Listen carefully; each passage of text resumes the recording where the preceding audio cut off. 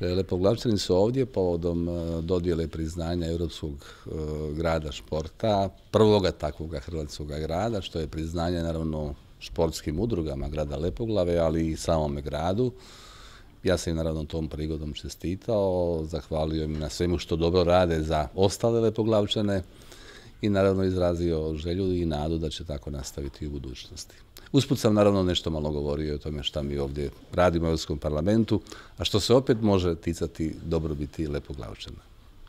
Mogu izraziti kao gradonačelnik grada Lepoglave ponos što je Lepoglava postala prvi hrvatski europski grad sporta. To itekako uvažavamo činjenicu, ne samo zadovoljstvo mi u gradu Lepoglavi, nego i cijele Hrvatske, da smo sport uvažili kao veoma važni faktor za razvoj našega grada. A može, koje je najbolje dodavalo?